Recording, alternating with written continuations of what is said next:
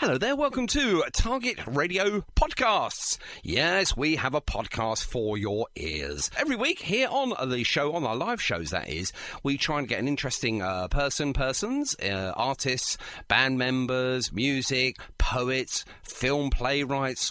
We even get, we'll try and get everyone. We'll try and get everyone that's interested in our genre of music that we portray here on Target Radio.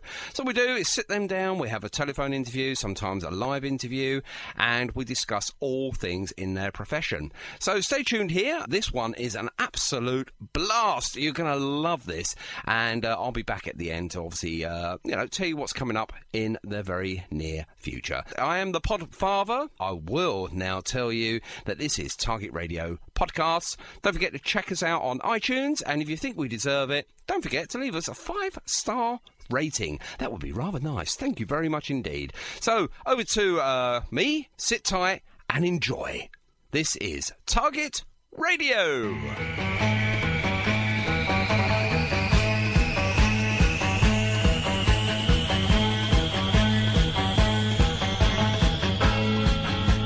And a very good evening. Better late than never. Problems here. I think it's something to do with the snow. Anyway, welcome to your Sunday evening's entertainment. I'm here for the next couple of hours. Cookie here. Welcome to Target Radio. We've got some brilliant music here this evening. We've got the new one, a couple of new ones actually from The Theme. We've also got a very special, shall we say, special guests, pluralise. One's from the UK, one's from the Fiji Islands. I mean, what could possibly go wrong? I can't even get on air, let alone talk to someone from the Fiji Islands. Well, we're looking forward to speaking to the lads from Wizz for Atoms and finding out why. No, I'm going to leave it for there. I'm going to leave it there. I really am. I'll probably make a mess of it. Anyway, looking forward to catching up with the guys a little later here in the show, around about 7:30. And as I say, some brilliant music. Something from the Dastarleys, the Deep Six. We've even got something from The Jam. Something from the Small Faces. I want to play something from the Kinks as well. And why not? And of course, brand new music here. Something from the writing machine, that's Mr. Martin Holt. There's no stopping that fella, I tell you. Lockdown, no lockdown. He's writing. He's probably writing as we sort of like talk right now.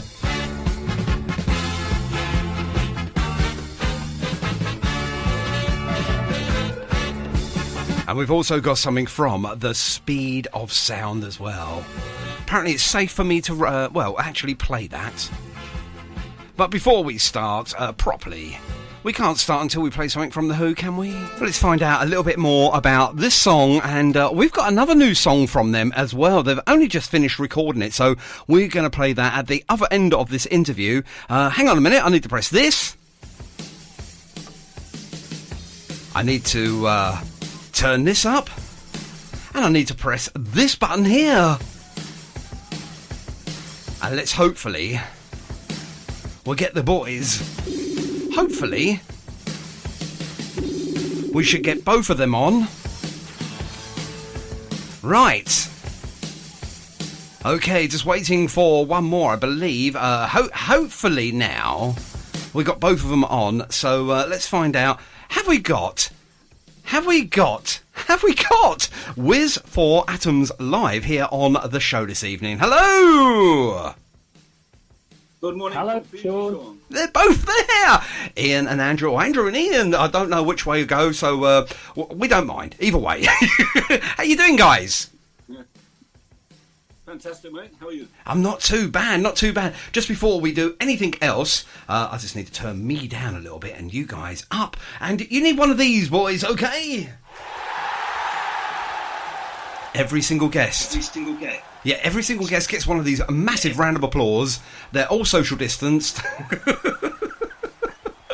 Oh, It's a long time I've had a round of applause, Sean. That's really good. Well, you need one. You need one in these challenging, difficult times. Anything to help.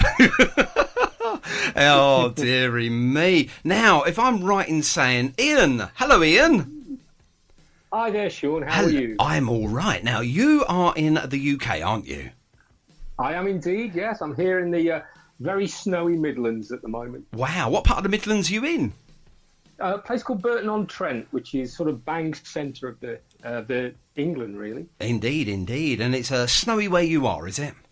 Absolutely. It's been coming down all day. It's really nice to see. Oh, indeed. And we're going to make your day now. And Andrew, where are you in the world? Okay, I'm in Fiji, and I can tell you it's definitely not snowing here. We hate you already. And it's 25 degrees. Looks like it's going to be a beautiful day. Well, hang on a minute. I think we need one of these. There we go. You only get a little one, though. Oh, my goodness me. 25 degrees, and it's going to be a beautiful day. There we go, ladies and gentlemen. If you're not in the Fiji Islands, you're not experiencing fine, lovely weather. Oh, my goodness me. And it's morning there, isn't it? It is. It's 7:30. 7:30 in the morning. So you're exactly 12 hours ahead of us, aren't you? That's right. Yes. Brilliant. So, can we do the lottery numbers? No, I don't think it works like that, does it? Well, it's worth a try. Okie dokie. So I've got a little bio. For those that don't know what a bio is, it's just a little background of Whizz for Atoms. So what I'm going to do, I'm just going to read a little bit of this, guys, and then I'll let you sort of take over from the helm. So Whizz for Atoms exploded on the UK music scene with a high-profile signing to Graduate Records. The label launched UB40 on the path to international stardom in the summer of 1984. TV appearances, airplay on national and international radio stations followed along the rave reviews in the national musical press. A man dear to my heart and, basically the governor, if I like to call him that, John Peel. I know obviously Target Radio is pretty much got a John Peel feel, I like to feel, throughout the whole of what we do here. And you were selected to appear on the Best of British Bands to be released in the USA. So guys, I don't mind who goes first. Tell us a little bit about that, please. Obviously working with John Peel on the radio and then the Best of British Bands. Go ahead, Ian. Okay, Ian then. Well, okay, what happened when we signed to Graduate? Obviously, the single got out there. We got some Radio 1 play, which was fabulous. Janice Long played us and things like that. And then we found out later on that obviously through BBC Radio 1 that John Peel had found out about the single and decided to put it on the compilation, which was really good because it meant that we got college radio play. So the American colleges picked up on the song, and that's the way it sort of got out into America. Wow. And that was a really good thing to happen, Sean. Yeah, indeed. It must have been really, really sort of stoked and really, really buzzing, I suppose.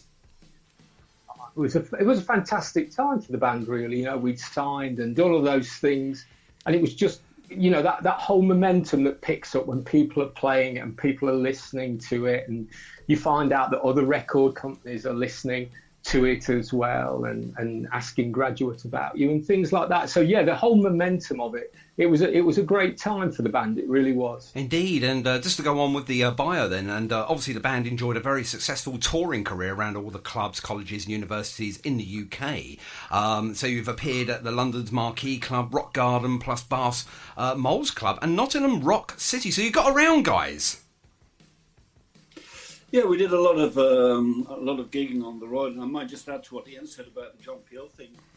For me, that's probably still one of the highlights of Whizz for Atoms' career, if you like, because John Peel was somebody that we all respected so much. Yeah. To be singed by him was just a tremendous thing for us at the time. And I think we were all a little bit surprised because we were probably, I would say, a little bit more commercial than what John would normally would normally go for. But yeah, it was certainly a thrilling time.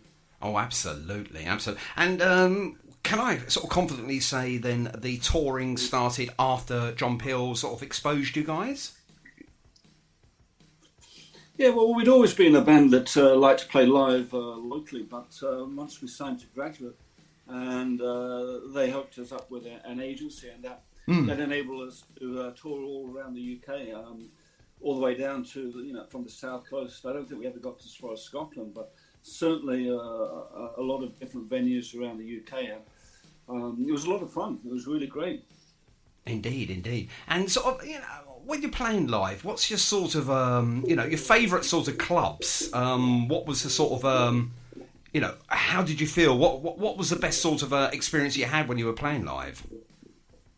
Well, the Marquee was certainly a great place, just to play in a place that you could almost feel all the sort of like history of it in the walls. Sure, it was just amazing for that. Yeah. To be stood on that stage and that iconic stage with the Marquee behind you was a fabulous thing. Some of the smaller clubs, because we had a really good brass section, that was great as well, because you could, you really got the places rocking. And the students as well, if we did the unis, the students really know how to have a party. Oh, yeah. And so it was great for that as well, so. But I think probably this, for me, I don't know about Andy, but the smaller clubs where the brass section really kicked in and you could really feel the places going was great. It was really great. What do you think, Andy? Yeah, definitely the Marquee was one of the highlights. And, as Ian said, some of the smaller places we played, and the Moles Club had a fantastic atmosphere.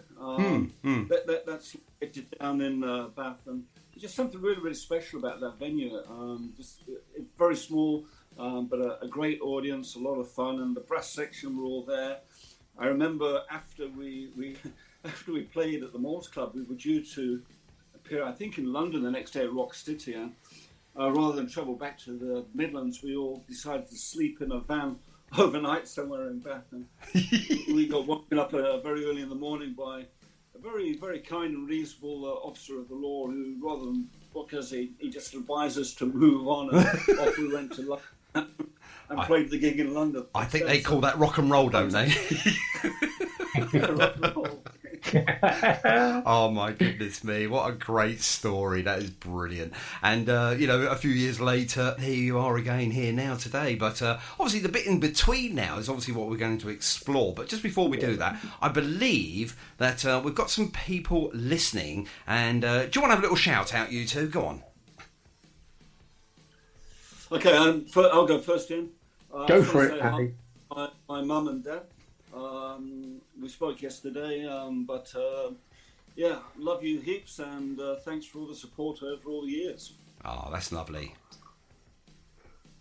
Yeah, I've got, I know my wife and my son Charlie are listening in. A lot of friends are listening in as well, and other members of the band are listening in as well. So massive shout out to James, the drummer, to Jane, the saxophonist and vocalist, as well to a guy who does a load of work for us called Scott Towns, who produces and mixes stuff for us, and also the other members of the band, Tim, Rob, Mark, Russell. A great shout out to all you guys. Oh, that's nice. Yeah, and sorry, go on, carry on.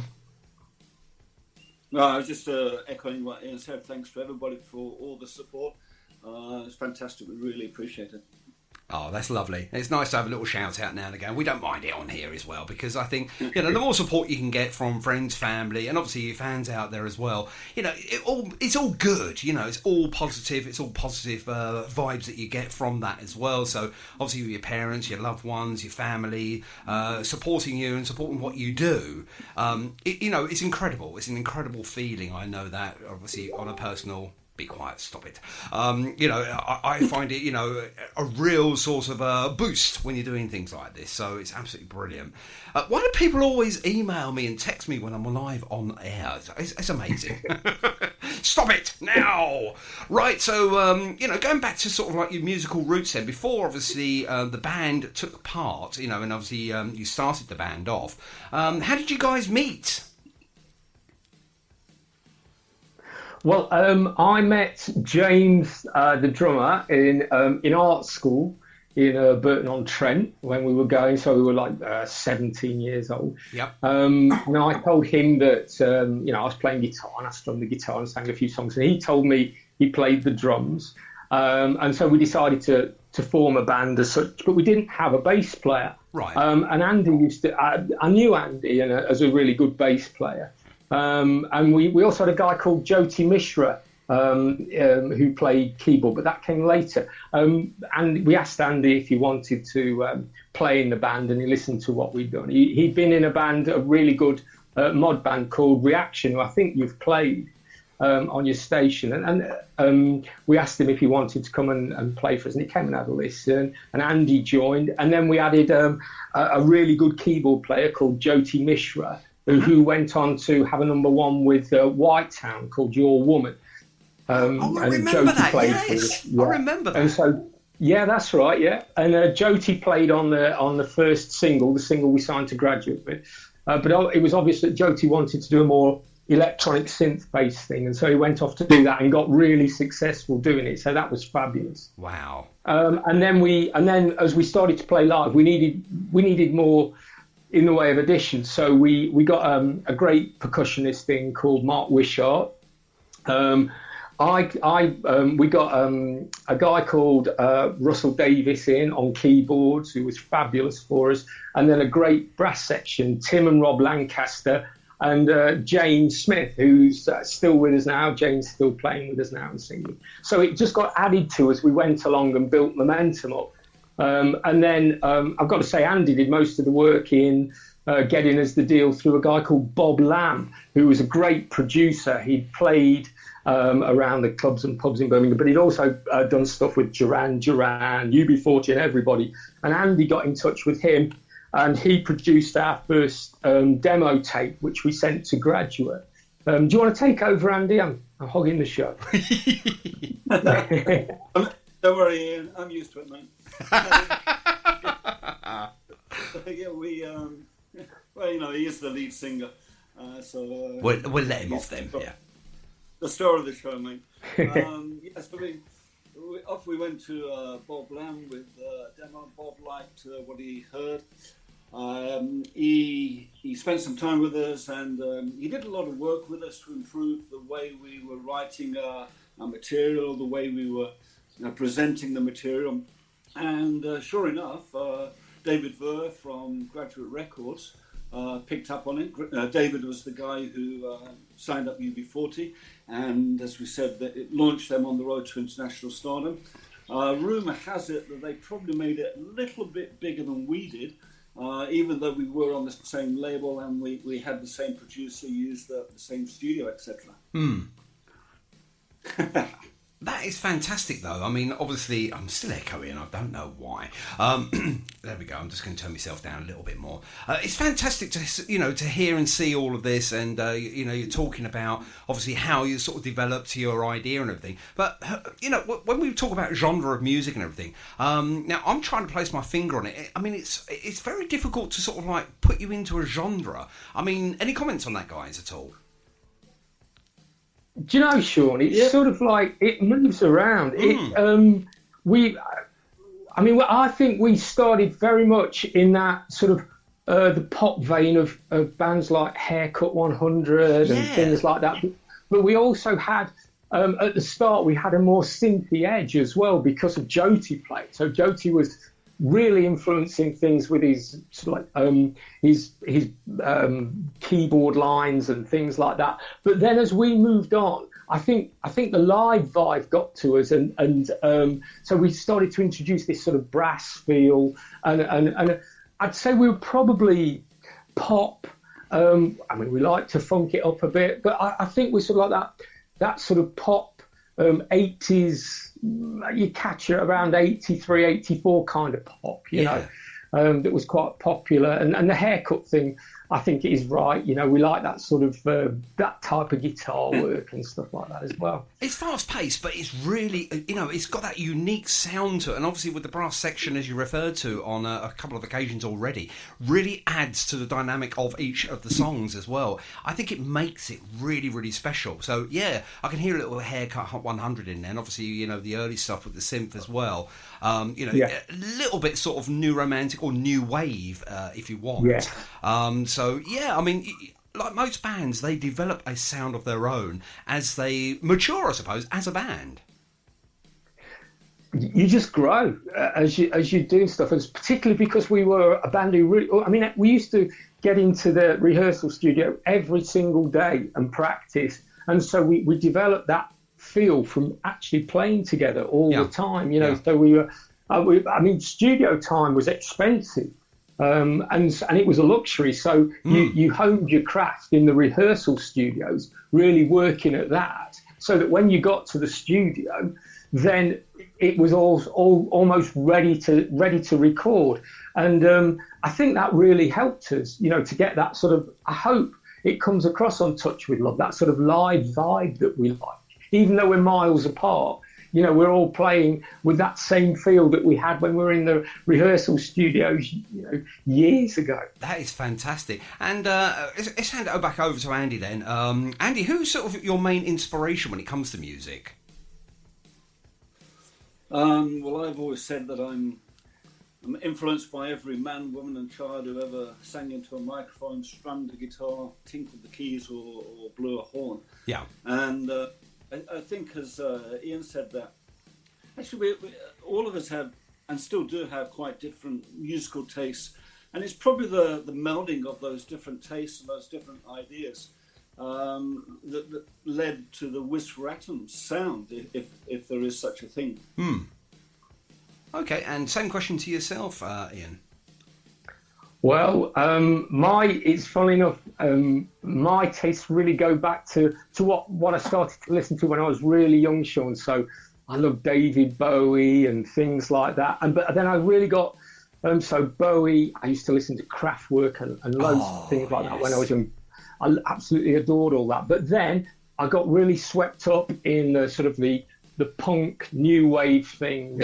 Because of my age, it was like this whole world opening up to me, where I thought I can actually grab my guitar and be part of this, and it really inspired me. So, you know, things like I got into some of the punk stuff, like when the Sex Pistols and things like that, and then I heard the Jam, and I thought, crikey, these guys can really play. They can really craft the song. Yet they're playing with all this fire and everything that I love. But I still couldn't forget all the Bowie stuff and the Kraftwerk stuff, and all of that influenced it as well. But I also, from a different angle, I liked a lot of disco and soul stuff. So I liked to make people dance and have a good time. And so that all that sort of melded together for me, really, and came together to form whatever Whizz. But then you get influences from the other people in the band. Of course you do, yeah. So when other people are coming in with their sorts of things, you start to think, well, actually, yeah, that can be incorporated into this as well. So your mind opens up even more. And the 80s, people, you know, don't really give the 80s the credit that they gave, but it was an explosion. If you look at hip hop, if you look at the mod thing that carried on into the 80s, if you look at the pop that was coming about, all this finely produced stuff like ABC and all of those, all of this really fine, it became the age of the producer, but the bands could really play underneath it. I honestly think that the bands don't get enough credit for what they brought to that 80s revolution. Everybody says, oh, it was producers and things like that. But really, there was some really talented bands really playing, really learning their art that went together with that production, you know? I totally agree with you. I mean, obviously, we were inundated with the Stock Aitken and Waterman era, sort of the latter part of the 80s, sort of 87 onwards, which was very commercialised. But before that, I mean, you had your Jam, then you had your XTCs coming through. Absolutely. You had all that great sort of raw stuff coming through. And it was absolutely marvellous. XTC were absolutely fabulous. And they didn't get the credit they deserved? Nowhere near. I've watched a few documentaries, and obviously one with XTC in it, and there was so much I didn't know about them. Absolutely amazing band, and then obviously you had Adam and the Ants, you had as you said, the Sex Pistols, the Clash, you had all this great music from the sort of later 70s going into the sort of early part of the 80s as well. Again, it was such a mishmash of music. I mean, you listen to Top of the Pops on a Thursday evening, Adam and the Ants, Blondie, and then you had something like Renee and Renata. It was so diverse, but there was something there for everyone, wasn't there? No, absolutely. Yeah. You couldn't be more right, Sean. That's perfectly put. Sorry. I agree. Sorry to butt in there, but I agree with everything you're saying. And it would be quite interesting, actually, if you were to listen to some of the early demos that we did, actually, before we became Whizz for Atoms. We were known by the name Darren and the Chaperons. And when you listen to a lot of the material we were playing back then, that was... it definitely had a much more punky or a new wave sort of feel about it. Than what we did later as Whizz for Atoms.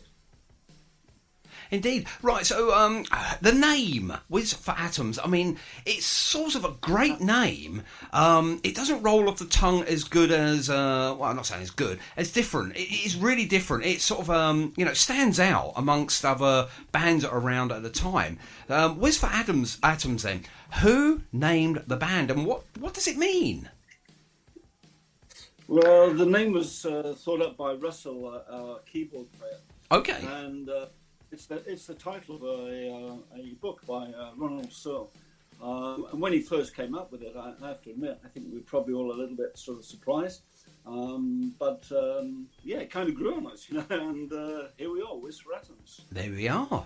Easy as that, ladies and gentlemen. Sometimes just reading a book and you come out with a little quote or a name of a book or just a paragraph or a line in there, and all of a sudden, your name is in there. You just got to look for it, and it will stand out. And it is, it's a different sort of name. I mean, does it mean anything other than obviously as a book title? Does it mean anything more than that? Are we diving in too deep here? I'd like to say you're not, Sean, but, but no, you really are. I think we had this list of names and we all wrote them down, and some of them were absolutely awful. They really were. Most of mine were absolutely awful. And some of them were worse than Whizz for Atoms. They really were. And so you just go, yeah, okay, we'll have that one. Because in the end, you just lose the will to live. You just want to go back and pick your guitar up and play. Yes. So you go, hey, then, yeah, we'll have that one. That'll do us. That'll do. Oh.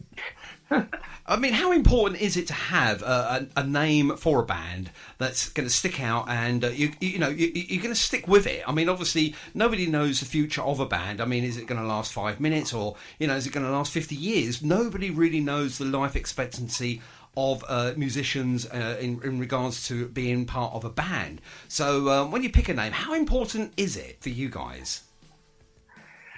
Well, in hindsight, we might have picked a better name, but that's what you do, isn't it? And the thing is that I think you grow into the name and you own it. There's points when you go, have we done the right thing? Really, will people remember it? Because I've had to say Whizz for Atoms a couple of times to people. So they say, what's the name of your band? You go, Whizz for Atoms. They go, could you say that again? And you think, maybe that wasn't the best choice. But that is what it is. And you stick with it and you grow with it. And you know what? Over the years, I've learned to love it. Oh, that is good. Me too. Oh, brilliant. That's it. You're both, at least you're both on the same page there as well. That is fantastic. So let's have a quick look through your bio again, because it is a short bio, which is good for us anyway. And obviously we spoke about the touring and everything. Now we're going to talk about this lengthy break, okay? Now I'm going to call you what's called a bus stop band. Okay, where you wait around forever and then two come along at once. You took a lengthy break of around about it was about 35 years. What's that all about then? Come on. Give or take a couple of years, sure. One day I woke up and I just thought, we haven't played anything for a little while, and that was the way it worked. Oh my god! What, about 30 odd years? When did you realise it was that 3 decades time that you think, hang on a minute, done anything recently? Oh my goodness me! But sometimes, a lengthy break, and then you come back. Are you still as fresh? Are you still as hungry? Or as things change now? Because obviously, we're in the midst of a pandemic. I don't want to bring the tone down a little bit, so we'll just breeze over that. But obviously now you're living in different areas, not different areas of the UK. You're living, across the world from each other. Yeah, that's right. Over to you, Andy. Yeah, thanks, mate. It's Andy's fault. Still here in Burton. One of my many midlife crises that kind of got this project back up and running again. I'd been actually, Ian and I had done a little bit of recording together over the last couple of years, but I was messing around with this particular song and started to think about how maybe we could have done it better than what we did originally. So I put down a little bit of a backing track and I sent it off to Ian in the UK. And when he sent back his vocals, and I heard his vocals, I thought, wow, that is just so good, and it's just actually way better than it ever was at the beginning. And that's the minute when I knew we had to do something with this song. So then I got the idea of getting in touch with all the old band members, and like you say, everybody's spread around. Besides the Midlands area where we all originate from, we have people down in London. We have me in Fiji. Rob is in the Gold Coast in Australia. So I really felt that I wanted everybody involved in this project, get everybody on board. It wasn't easy. It wasn't easy to convince everybody after 35 years that we should do a record, guys. But somehow or another, we got everybody on board. And I think what happened was, once the momentum started and everybody started to hear what was happening, people started to think, wow, you know what, this really could be something pretty cool. And hats off to the brass section, Tim, Rob, and Jane. They probably haven't picked up their horns for years and years and years. But Tim actually pulled his out of storage somewhere, and they did a fantastic job. And the thing came together. We mixed it all. We stuck it on YouTube, and here we are right now. Excellent. I mean, it is a really good, powerful song. How long did it take to sort of like get everyone back on board, or getting the band back together? I always wanted to say that. And just generally, all sort of, what's the word I'm looking for? All sort of meld together as one again. Do you know, Sean, it didn't take that long. I think that was probably the most amazing thing about it, really. I mean, Andy contacted us, and there was... You've got to say part of lockdown did this, because everybody was sort of probably working from home and doing things like that and just looking for something. And it was amazing how quickly everybody said, yeah, let's have a go. Let's just do something. Yeah. Let's just open it up. And because you all record every part separately, which is a strange way to do it. So somebody will add something and it will get thrown onto this mix that then gets thrown around to everybody, and then you put it on your little bit of recording device, and then you pick it up and you put your bit on and send it out to the world again.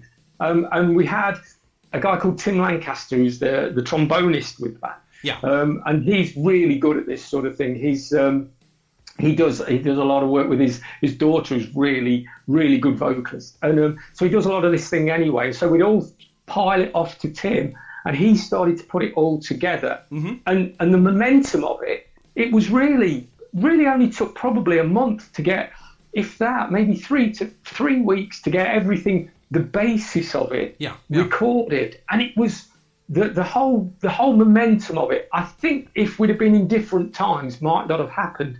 But because we were all looking for something, I think it really inspired us. And I think you can hear that in the song. Yeah. It's actually a joy to be doing something, to be playing, because you can't go out and play to people. You can't do things.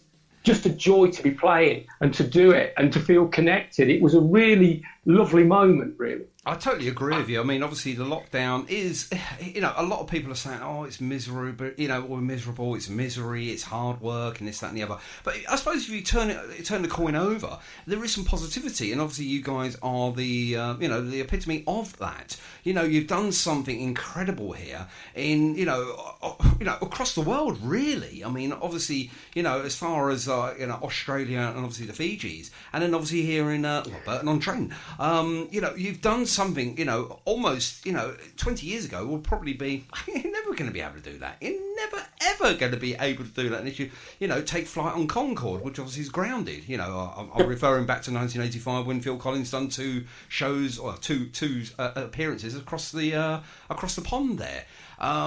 We didn't have this technology that we got today. And, it's made lockdown, I think, personally, a little bit more bearable. We can still communicate, we can still socialise, even though we're not allowed to socialise as such, with Facebook and all the other media outlets and things like that we can use now. So doing something like that, incredible, absolutely incredible, and piecing it all together so it's, one, always in time, and two, sounding like you've all been in one rehearsal room and you're all together, but you're not. You're all separated. And yet, I mean, taking social distancing to a whole new level here. You're in time zones of different, not just 2 meters. You're, almost two worlds apart. It's absolutely fabulous how you've all collated your musical efforts, and it's all been put on one master tape, if you like, just to to coin the expression there. And you've come out with something really unique, really brilliant. No, thank you, Sean. Would you like a job as a publicist, mate? No problems at all. My rates are very, very high. No. Now, obviously, you're on Cherry Red Records, which Cherry Red obviously do a monthly show with us here as well. And it's absolutely a fantastic show. I'm just going to give them a little boost there. And you want to hear their show. It's absolutely fantastic. He just gets a part of records and plays them on his radio show once a month. And I'll tell you what, the concept is easy. And the music is absolutely incredible. The music that is played on his show is fabulous. Most of it's all unsigned, or signed to Cherry Red, I should say. And the music is so diverse. I mean, 1 minute it's a punk rock vibe, the next thing it's some popular music, and then some soul. It's a fantastic array of music.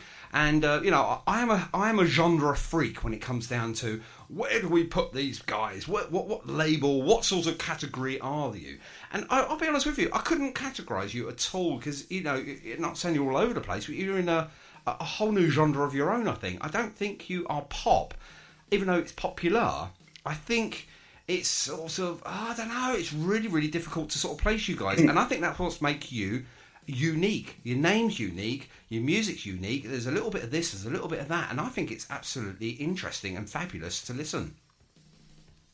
That's really kind of you to speak for, Doug.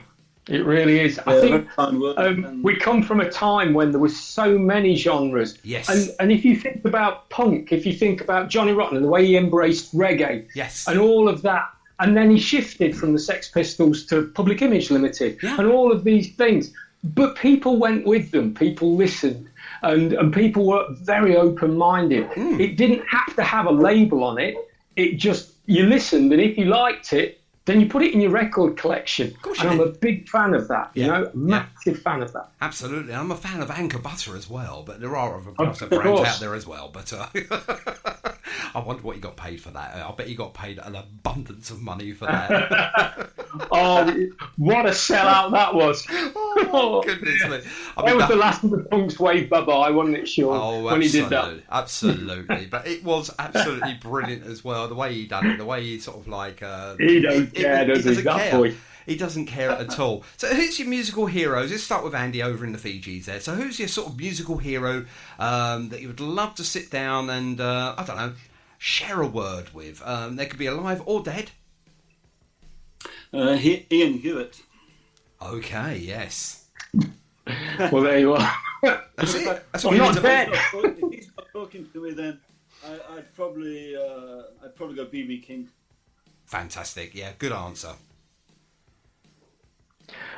Me, Sean, it'd be Bowie. I just can't say enough. I mean, the way that guy shifted through folk, through rock, through electronic. I mean, it would be Bowie with probably, I don't know, Kraftwerk and Prince, a close second for me. Wow. And just to quote Bowie one more time, this is the third week in a row I've actually said this, so obviously all of our lovely listeners out there weren't tuned in last week or the week before.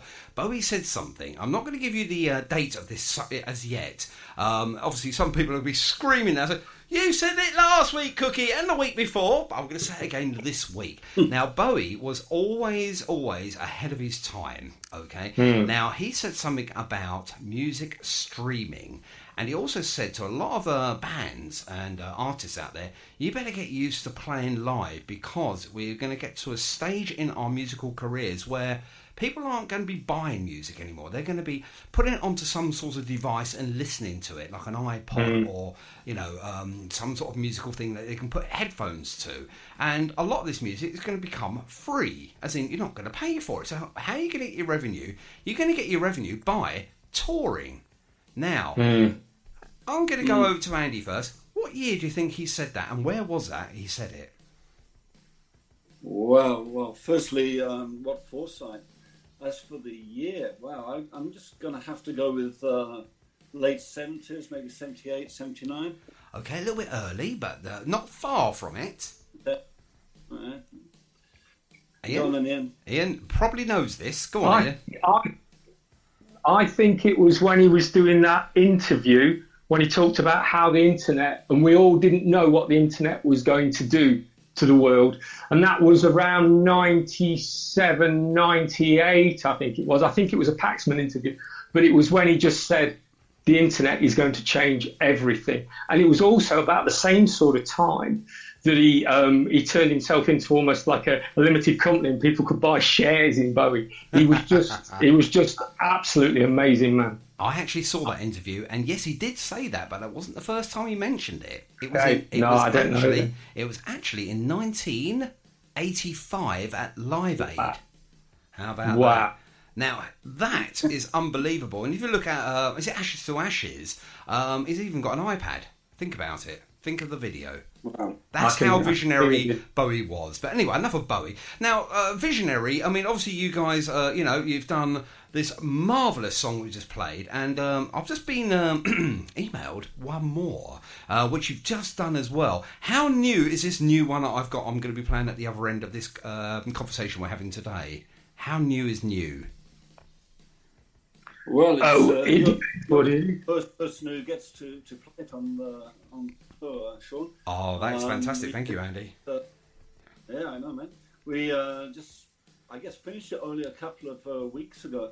Again, if recording from places like the UK and Fiji was difficult, imagine what trying to write the song from these places, like sort of sending backwards and forwards ideas. James did a great job with the lyrics, and then Ian came back and changed sections of the melody, and everybody had an input. But putting it all together, I guess the guy who really, really brought it together for us was the guy that Ian mentioned earlier, Scott Towns, who's come in and is working with us as our producer at the moment. And he did something in the game. And I think when you play this, you'll see it's very, very different to Touch With Love. And again, I guess we've all changed a lot over the 5 years. We've all got new ideas. We've all got new influences. And again, I think it would be very difficult to put a genre on this new track that we've come up with. Yeah. It is different from the first one you sent me. And I'll be honest with you, again, I was scratching my head thinking, this is so different again. And, I just love that. I love a song that you physically, you're emotionally attached to, that you're really trying to place it into a category. I know we shouldn't do that, but, we all do it. We can't help ourselves. We organise our record collection into certain, stages of ones we're going to play all the time, ones we're not going to play as much, and then ones that we think, well, let's have one play. This is going to be really at the front of your record box, ladies and gentlemen, because it is a really, really... And I've only played this tune twice since I've received it, and it's so catchy, it's unbelievable, it's really good. So I'm just putting a little hook out there, because we will be playing that at the end of our conversation. So, what's for Atoms then? Obviously, new song coming out, which I'm going to be playing shortly. What's next for you guys? What are you going to be doing? What are you going to be working on? Well, we're sort of throwing songs out there now. We're picking stuff from the back catalogue that never really got recorded, Sean. We're throwing new ideas in and just enjoying it and seeing where it goes. It's just a joy to do. Andy? Yeah, and one of the things I would ask Sean then, because this song is so new to us, and I don't think we know exactly what kind of music to call it. Maybe you could give us your opinion, please. I'm not going to do it, because I'll be honest with you, I'm probably going to put a noose around my neck, and I probably don't want to do that, and not advisable, kiddies, to do things, silly things like that. I would like to ask for an offering for all our lovely listeners there to jump over. Here we go. Nothing like a bit of free advertising here. To jump over and onto Target Radio live page for presenters. Allegedly, that's me, and listeners, that's you guys out there. When I play this song, obviously I will put it up to a public post, and then I will actually ask for feedback during the course of the week, and to see what sort of genre you would think this song really fits in. And obviously all of our shows are recorded and then put onto Mixcloud for a listen again feature for those that couldn't either A, get up in the morning over there in the Fijis, or B, it's too late at night for you guys at the moment. You've had a hard day on a Sunday or something. So if you missed the show, or you've missed the show, whatever the case may be, you get a chance to listen to it again at your own leisure a little bit later at the end of the week as well. So yeah, we'll run that. I'll put that onto Mixcloud. I'll put it onto Facebook as well, and onto Twitter as well at Target Radio 247, and see what other people think of it. I think that's a good idea, and then that way then you can obviously monitor the posts as well and see what people are saying about your song. I think that is a good sort of feed or a feeler for you guys to continue with maybe some new music as well as obviously your back catalogue. So how much have you got in your tank then for your back catalogue? How many tunes are you going to be tinkering with? Oh, honestly, we've probably got 15 to 20 songs to go through. Really, if you think this is sort of breaking genres, we've got stuff that you would probably call electronica. We've got more sort of soul-y based songs, funk-based songs. I think we're just going to avoid genres. It's really been interesting to talk to you, Sean, because of the way you've spoke about genres and maybe not even putting labels on things, because we don't know what we're going to be throwing out there. And I think if we avoid trying to fit into a genre, I think we're going to have a really good time doing it. I think so too. I think it gives you a little bit more length and width as well, because obviously you don't want to get sort of narrowed into a corner box or something like that, where you're sort of punk or, as you said, electronica, or indeed soul or funk. You want to sort of broaden yourself a little bit and think, well, actually, we're a genre of no genres, maybe, something like that as well. So there are a lot of bands that are doing that now, where, 1 minute they're sort of like coming out with a reggae style, and the next thing it's really sort of like, a light rock feel. And it's really, really refreshing to see brand new music coming out where, one size does not fit all. Absolutely, because if you don't go down that path, then you can just really enjoy your music, and surely we should all be just doing that. I think so too. I mean, what's your thoughts on that as well, Andy? Yeah, I think I agree with both of you that we shouldn't box ourselves into any particular category or try and produce a particular kind of music. I think the main thing is, if we enjoy it, then we just hope that everybody else enjoys it who listens to it. Well, obviously not everybody is going to enjoy our music, but yeah, if we have fun doing it, let's hope other people have fun listening to it. Absolutely. Now, obviously, I always ask this question because I tried not to do too much research. I like to try and talk to you as a sort of fan of music rather than doing all my research and come out with really clever questions. But have I missed anything out so far? I think you've... a horrible pause there. That was a very thorough examination. That was a dead air pause there. I was getting worried. It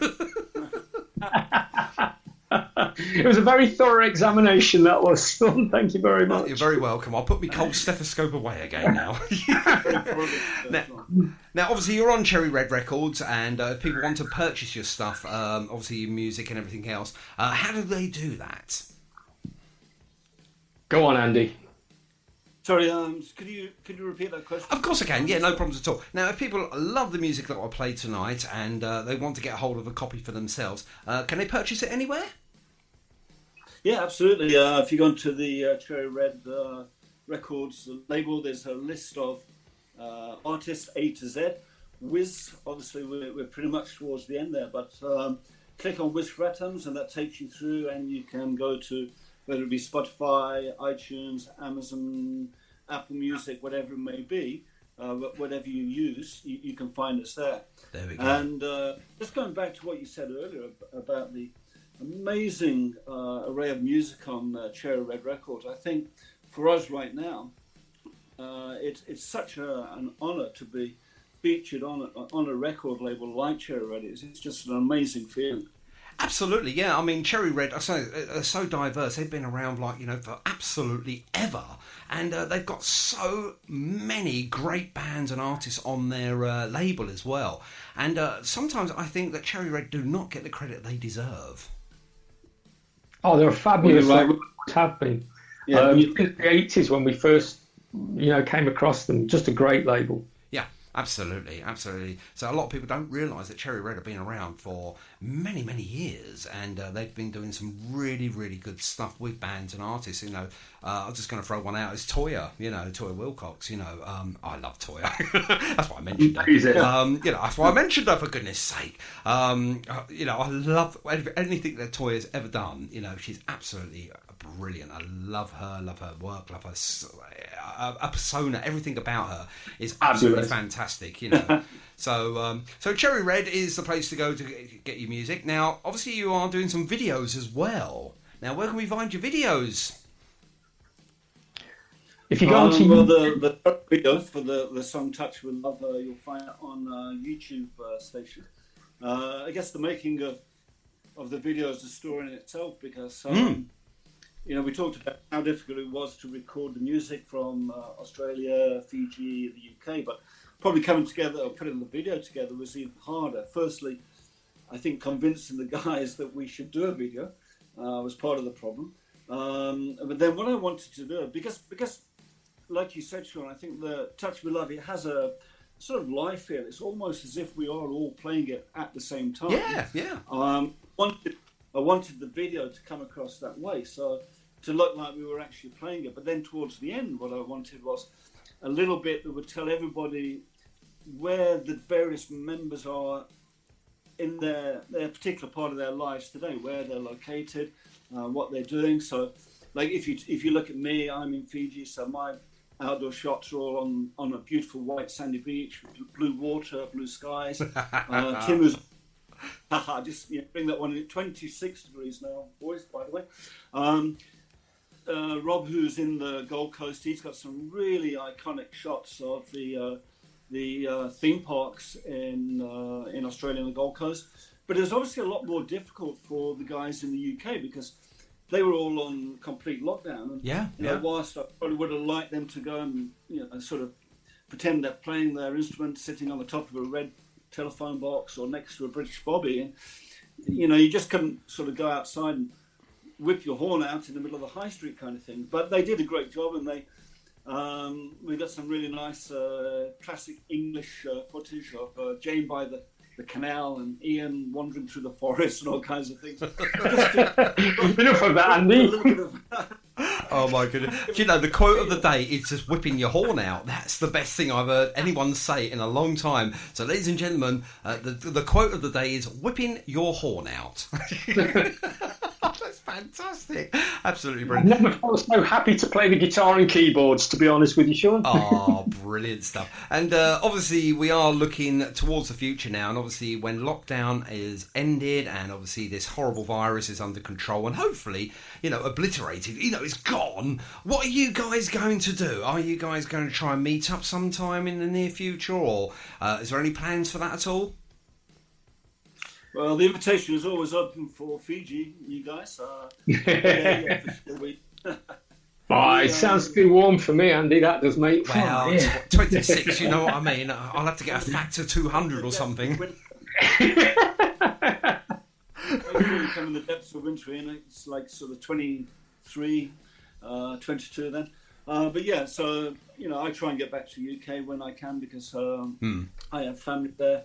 And I always make a point of trying to catch up with Ian and the other guys. But yeah, it would be great to I don't know, maybe get together and maybe even do some recording while we're all together. That would be fantastic. That would be absolutely brilliant. A dream come true as well. Okie dokie. Oh, yeah, absolutely. That would be lovely. Now, obviously, where am I now? Just looking for my notes again here. Little notes that I haven't really made, but where are we? There we go. So, email address is whiz4atomsmusic@gmail.com. So, obviously, if you want to email the guys, who controls the emails there? Is it both of you? Is it a collective thing? I think that's Andy's job, really. He's very good at this sort of thing, to be honest with you. Okay, so if you want to email the guys for any reason, there's your email address. Facebook, just look for Whizz for Atoms on Facebook. Look in your search bar up there, and they're on the Twitter as well. Whizz for and a number Atoms, and that's at Whizz for Atoms. Is that right? That's us. Brilliant. I won't get I won't put the mobile numbers out and things like that. That's not what I do. Otherwise, you might just be inundated with loads of calls at silly o'clock in the morning or whatever. Especially, if you're over in the Fijis, sunning yourself or whatever. You lucky. Yeah. What's he like, eh?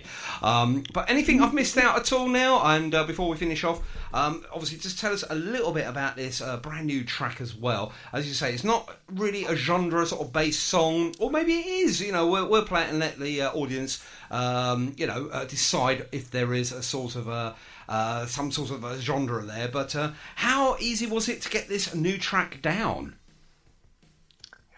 Well, sure. When you start with a sort of a vibe, and I think it was Jane that came up with the groove of the thing, and James put his lyrics to it, and James is just great with lyrics. It doesn't take him any time. Andy had already got an outline for the song, how he thought it was going to go, so we put that together.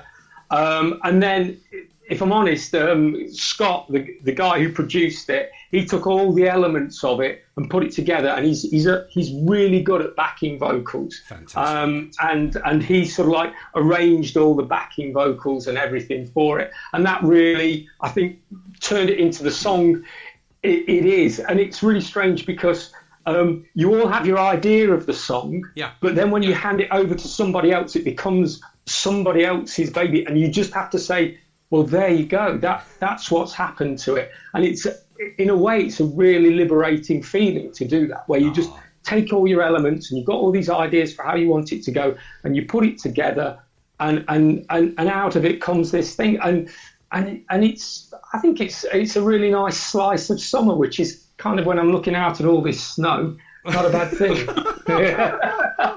Yes, we can't all have 26 degrees now, can we? And who wants that? Come on. Nobody wants that, do they? For goodness sake, no one wants that hot. From me. I love Burton-on-Trent. It's a lovely area. It's fabulous. It beats Fiji by any means.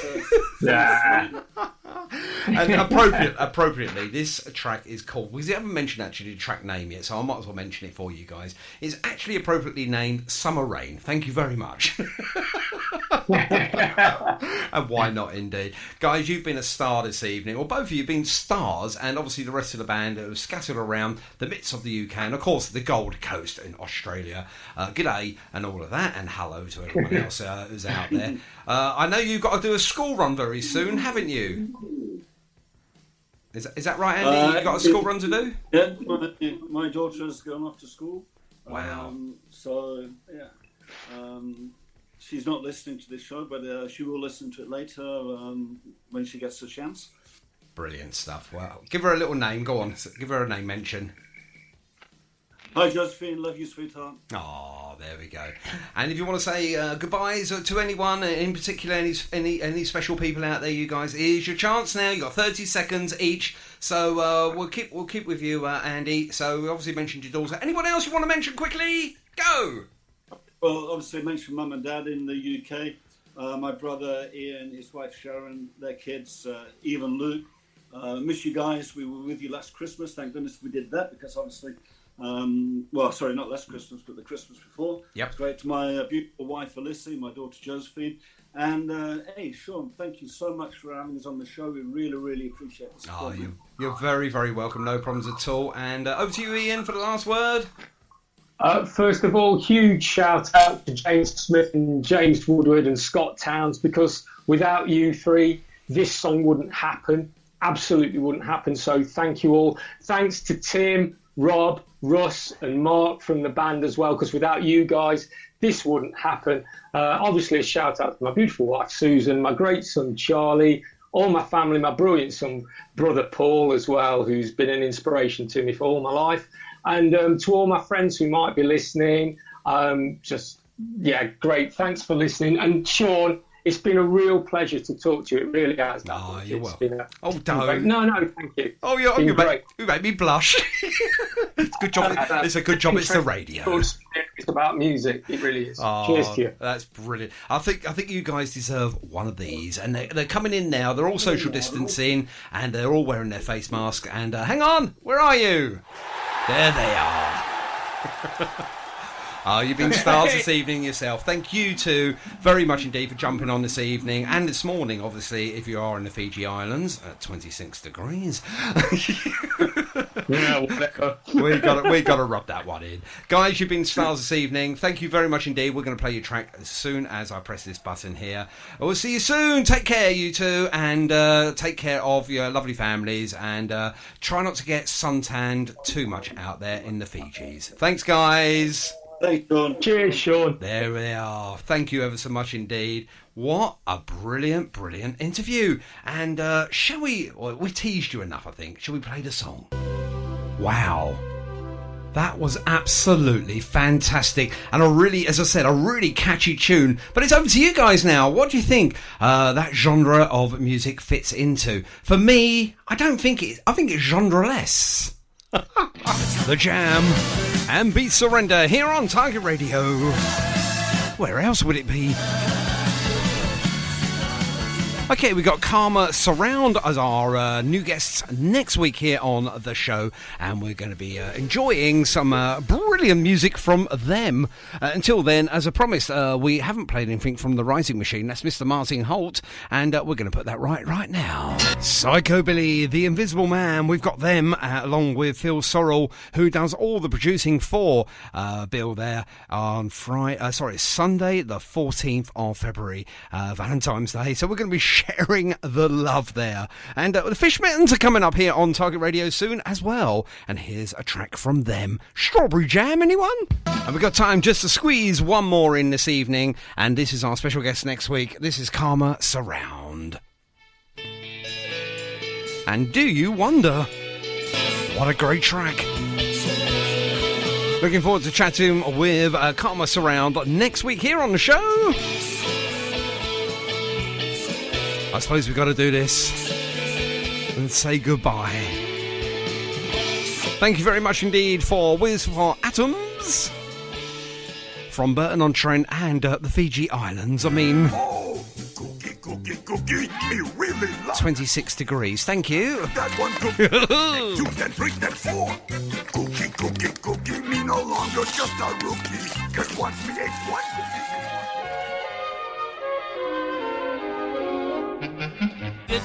Goodbye, it's time to... It certainly is. So long, farewell. Okay. I'll be just saying goodnight. It's goodbye. Thank you. We'll see you again next week from 7. Okay, coming up after me this evening, it is the last one bang, bump goes the beat of the guest list. So if you've never joined a guest list before, where have you been? And I'm sure that Martin will allow you to listen to his show for one last time. Fat gentleman, take off his tie, help the fat lady eat her marmalade pie, sit down and enjoy a nice. And we're back, yes. And what did you think of that for an interview? Wasn't it great? We found out so much. Anyway, thank you very much indeed for joining us for the Target Radio podcasts. I am your pod father. That is me, Cookie. Don't forget to rate us on iTunes if you can, please. If you think we deserve it, 5 stars, please. It does help with the future of Target Radio. Check out all of our great shows here on Target Radio. And as I say, please, please, please support local artists and the Unsigned Band. Until next time, thank you very much indeed. Take care, and we'll see you soon. Bye-bye.